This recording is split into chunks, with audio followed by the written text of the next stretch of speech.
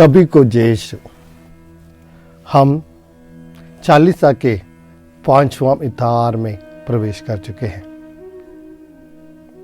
आज की सुसमाचार में लोग फिलिप्पी के पास आकर कहते हैं, हमें ईश्वर को दिखाओ, हमें यीशु को दिखाओ। हाँ, चालीसा का काल हम सब यही प्रयत्न करते हैं कि हमको भी यीशु को देखना चाहते हैं। जब मैं रिट्रीट के लिए जाते थे बच्चों के, तो कोई कोई बच्चा ये इच्छा प्रकट करते हैं कि उनको यीशु को छूना है, उनको यीशु को देखना है। वैसे ही आज लोग फिलिप्पी के पास आया है कि प्रभु यीशु को देखने के लिए, प्रभु यीशु से मिलने के लिए। जब ये लोगों को लेकर फिलिप्पी प्रभु ईश्वर के पास पहुंचता है, प्रभु यीशु के पास पहुंचते हैं, तो यीशु कहते हैं ये वक्त आ गया है जब हम ईश्वर को महिमान्वित करेगा। अगर हम बाइबल में ये पाठ पढ़े तो हमको पता चलता है कि ये प्रभु यीशु की आखिरी पल तक लेके जाने वाला है एक पहाड़ है। यानी यरूशलेम प्रवेश करते हुए अपने पीड़ा सहन को प्रभु ईश्वर पर आने वाले वक्त को देखकर भी प्रभु यीशु यह कहते हैं कि एक महिमान्वित होने वाला टाइम है, समय है, वक्त है। चालीसा काल में जब हम अपने आप को तैयार करते हैं प्रभु ईश्वर को मिलने के लिए, देखने के लिए, तो हमको भी एक इच्छा होना चाहिए प्रभु ईश्वर से मिलने के लिए। मगर ईश्वर से मिलने के लिए प्रभु ईश्वर का क्या कहते हैं? जैसे गेहूं या बीज एक धरती पर गिरकर अपने आप कदम नहीं होते हैं, वह फल उत्पन्न नहीं करता।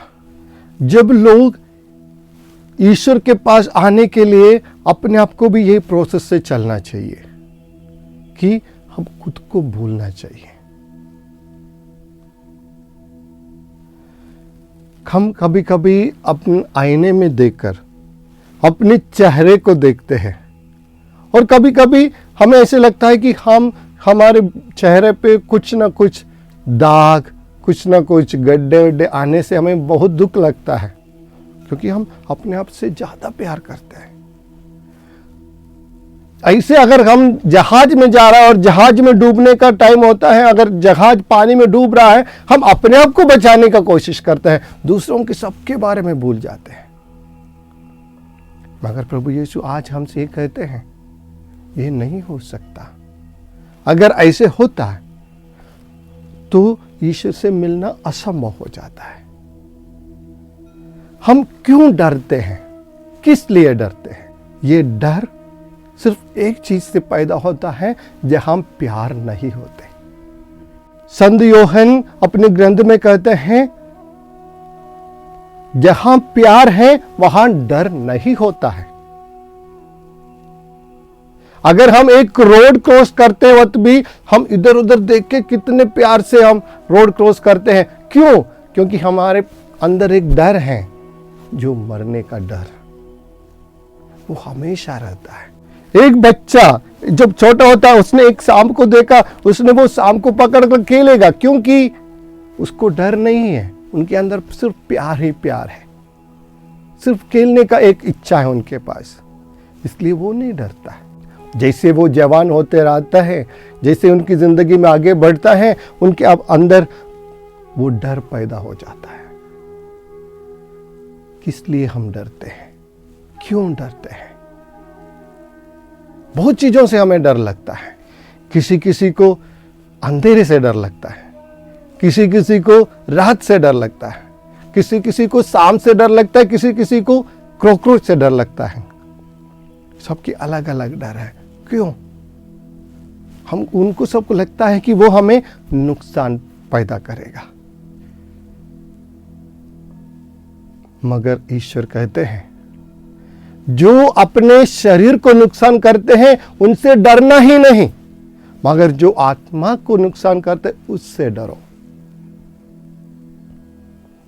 ये डर, सबसे आखिरी डर ये होता है जो अपने शरीर को नुकसान कर सकता है। इसलिए इंसान इनसे डरते हैं।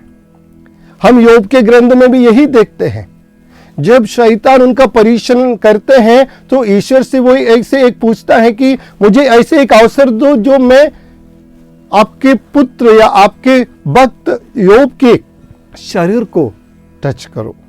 और ईश्वर उन्हें हाँ कह देते हैं और इतनी सारी यातनाएं उनके शरीर की ओर दे देते हैं। योग डरते हैं, मगर ईश्वर की इच्छा के अनुसार वो फिर से ईश्वर में वापस आते हैं। हमारे जिंदगी में भी ये डर हमेशा पैदा क्यों होते हैं? इसलिए कि हम अपने आप को बहुत ज्यादा प्यार करने लगे, दूसरों को हमारी जिंदगी से बिल्कुल हटा ही दिया। आज की सुसमाचार में प्रभु यीशु यही हमें कहता है, दुख सहने के लिए आप डरो मत, क्योंकि इस दुख से ही आप महिमान्वित हो जाएंगे। आप लोग तो ओ हेनरी का द लास्ट लीफ का कहानी सुने होंगे, जहां दो चित्रकार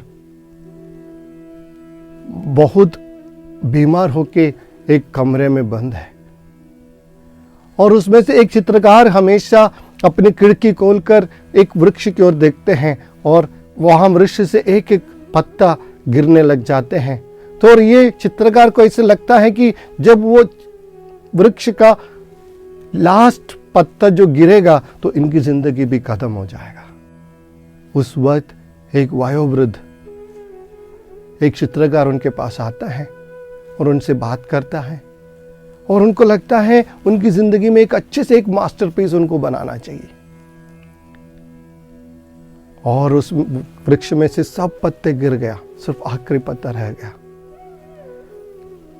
तो यहां से ये चित्रकार सोचता है कि ये पत्ता जब गिर जाएगा तो मेरी जिंदगी भी खत्म हो जाएगा। वो सोने के लिए जाते हैं। उस रात को बहुत आंधी तूफान चल रहा है। जैसे सुबह हो गया, बहुत दुख के साथ ये चित्रकार खिड़की खोल के देखता है, मगर वो पत्ता वहां दिख जाते हैं। उनकी जिंदगी में एक नया आशा आ जाता है। हर दिन सुबह खोल के देखते तो वही पत्ता रह जाता, एक अकेले पत्ता। वैसे ही वो बीमार ठीक हो जाता है। बाद में उनको पता चल जाता है, एक जो वृद्ध चित्रकार जो आए थे वो एक दिन उस रात को वहाँ एक पेंट की डब्बा पकड़कर वही पेड़ के नीचे बीमार होके खत्म हो गया था। वो जो चित्रकार ने उस पेड़ पर चढ़कर एक पत्ता को अच्छी से ड्राइंग करके रखे थे, वही उनको आशा दिलाया, वही वो दूसरे चित्रकार को आशा दिलाया। तो हम डरते हैं मौत से, मगर डर से ज्यादा हम दूसरों की आशा दिलाने के लिए हम इधर आए हैं इस धरती पर। जब हम इस 40 साल में हम अपने आप को ईश्वर को देखने के लिए तैयार कर रहे हैं, ईश्वर के पुनरुत्थान में, ईश्वर के दुख भोग में भाग लेने के लिए अपने आप को तैयार कर रहे हैं, हमको भी हमारी जिंदगी में एक आशा दिलाना है कि ये इस धरती से खत्म नहीं होता है। इससे ज़्यादा हमारे एक और नया जीवन हमेशा हमारे लिए वेट कर रहा है। हमारे लिए ईश्वर ने हमारे लिए खोल के रखा है उस स्वर्गराज।